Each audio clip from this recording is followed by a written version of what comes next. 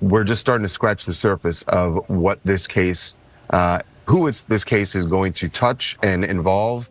I would say, Oprah Winfrey, you know what you need to do, and stop hiding behind what you call was negative comments, what you call, oh, I don't even deal with things like that, because what people are beginning to do is see you for who you are. Denzel Washington has just dropped a bombshell connecting Oprah Winfrey to Diddy's ongoing legal saga. Allegedly, Oprah is still supporting Diddy, even while he sits behind bars. Not long ago, Diddy was living it up in Miami, throwing wild, celebrity-filled parties and enjoying the high life, bottles popping, music blaring, the works. But fast forward to today, and he's locked up in one of the toughest, most notorious prisons in America. That in itself would have been shocking. But now, things have taken an even darker turn. Oprah Winfrey's name is suddenly being mentioned. In connection with Diddy. Yes, Oprah, the same Oprah we've known as the queen of daytime TV, a billionaire, a global icon of healing and empowerment. Now being tied to one of entertainment's darkest scandals, and who's pulling back the curtain on all this chaos? None other than Denzel Washington. They could make a joke about it, and I accepted it because I thought I deserved it. I accepted it. Yeah. And I received it because I thought, well, they're right. Right, They're and they right. were wrong. And they were And wrong. they Now were I know they were so wrong. But before diving into what Denzel is allegedly revealing, let's rewind for some context, because this situation runs deeper and darker than most people realize. Diddy's name has dominated headlines lately. This isn't some minor celebrity drama. We're talking serious federal investigations, accusations of human trafficking, extortion, drugging people, and other disturbing claims, some involving minors.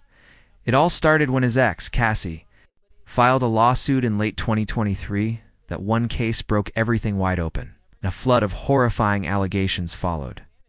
Law enforcement didn't hold back. They raided multiple Diddy properties across the country, and what they allegedly found. Far from the expected Hollywood glitz, gallons of baby oil, shelves full of adult toys, and rooms designed for activities too disturbing to describe. Even worse, there's said to be video footage so graphic that even seasoned investigators were shaken. Just as things couldn't get more surreal, Oprah's name entered the conversation.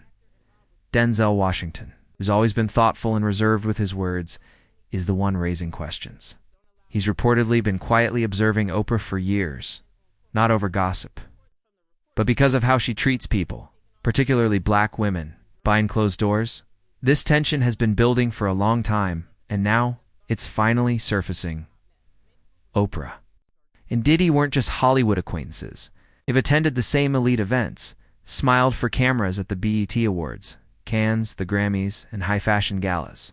Diddy even appeared on Oprah's talk show, celebrating his rise from the streets to CEO status. On the surface, it was a display of black excellence.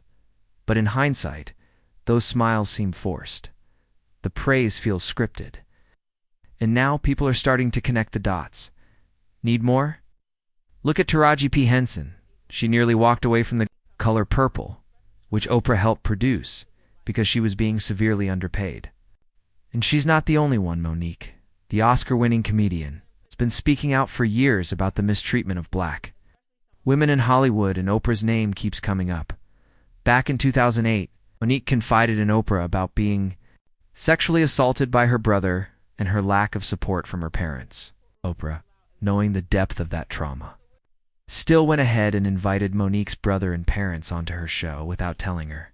Because had Oprah Winfrey said, I'm going to have your mother, I would have said, shut it down. I don't need the world seeing how greedy my mother is. Shut that down. Instead of respecting Monique's pain and privacy, Oprah brought her abuser onto national television without warning, without consent, and without ever apologizing. This from a woman who built her brand around empowering others and advocating for survivors. Monique later accused Oprah of exploiting her trauma for ratings, not healing. And this isn't the only time Oprah's been accused of using pain for profit, critics say. Oprah's emotional interviews often feel less like moments of healing and more like TV spectacles. Rapper 50 Cent didn't mince words after Oprah criticized his lyrics. He accused her of pandering to white audiences while abandoning the black community. He even called her an Oreo, black on the outside, white on the inside. He's not alone. Ice Cube has said Oprah ignored him entirely, despite his impact on music and film. He couldn't even get on her show to discuss major projects like Barbershop. Why? According to him, he didn't fit her polished, curated image. Chris Brown also felt betrayed. After donating to Oprah's school in Africa, she publicly distanced herself from him during his legal troubles with Rihanna, standing with Rihanna, but offering Chris zero compassion. Then there's the James Frey situation. Oprah helped turn his memoir into a bestseller, but when it turned out he'd exaggerated parts, she dragged him back on her show to confront him in public. Some saw it as holding him accountable. Others saw it as public humiliation for ratings. The same happened with Ludacris in 2005. He went on her show to promote Crash, but Oprah focused instead on his lyrics. Ludacris later revealed his entire defense was cut from the final broadcast, leaving him looking silent and weak. These examples fit a pattern. Oprah scolding black men on her platform under the banner of accountability, while the ratings climb. Step back further, and the bigger picture is unsettling. Oprah's inner circle includes controversial figures, Diddy, Harvey Weinstein, and even Epstein. Her relationships with these men weren't just surface level, they were close. Gene Deal, Diddy's former bodyguard, said it himself. He was running with Oprah, Weinstein, Epstein, that whole crew. And he wasn't exaggerating.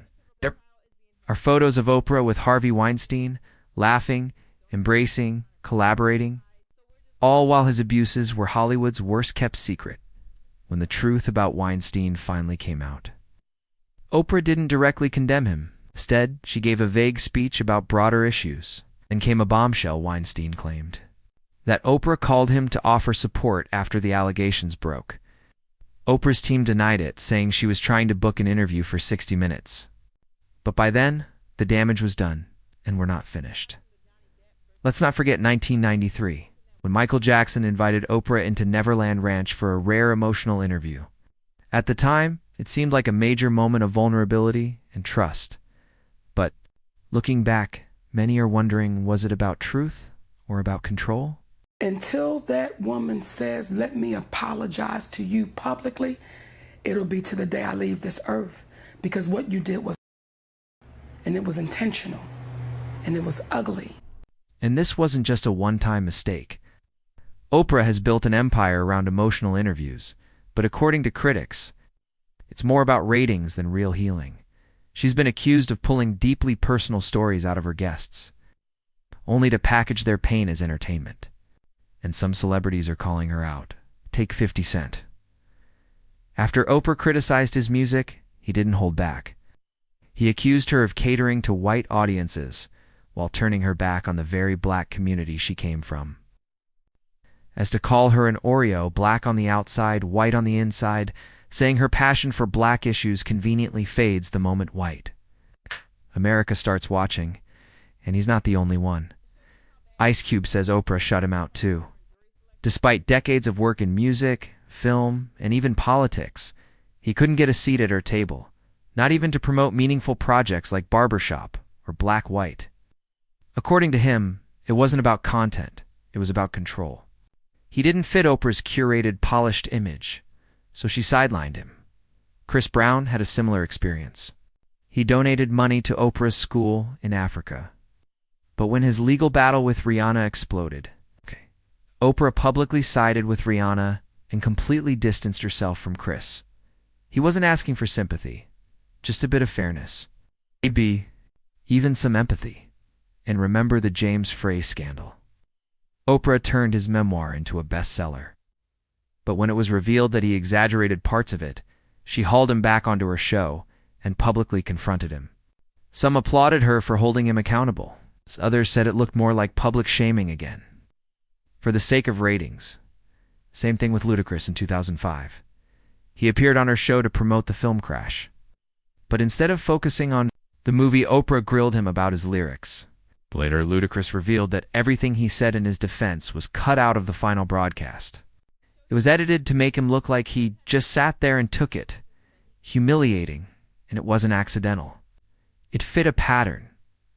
Oprah has used her massive platform to call out black men in the name of accountability. While her ratings soared, but often without giving them a fair shot to speak their truth. Zoom out, and you start to see a bigger, more calculated picture.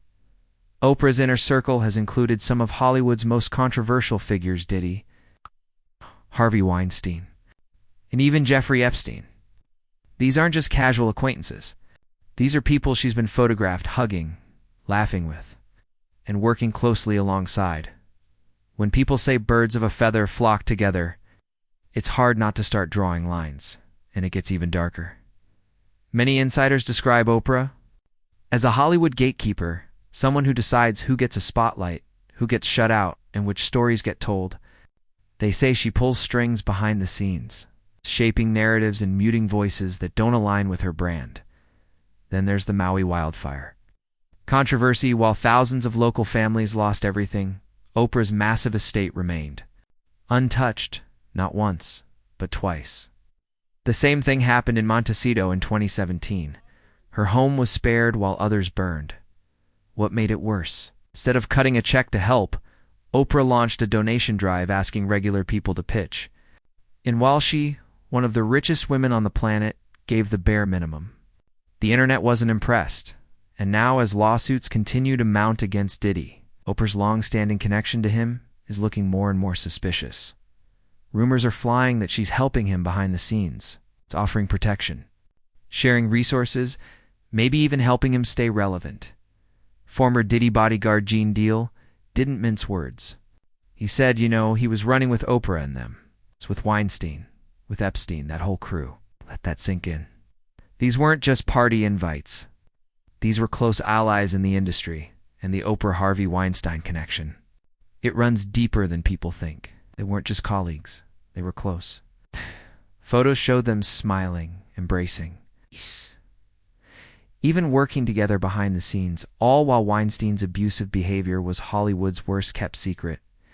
And when survivors started coming forward, Oprah didn't speak out against Weinstein. She gave a vague, carefully worded speech about general industry issues. Strategic, it's quiet, and far from the bold truth people expected. Then Weinstein dropped a shocking claim that Oprah actually called him to offer support after the allegations broke. Oprah's team quickly went into PR mode, denying the claim. They said she only reached out to land an interview for 60 minutes. But the damage was already done. Weinstein wouldn't stop name-dropping her, as if reminding the world how close they really were. And maybe that's the real story here, not just what's being said, but what's not being said. The silence, the patterns, power plays. And with Denzel Washington now raising serious questions, it's clear that more people are starting to speak up and pull back the curtain on a narrative that's been carefully controlled for far too long.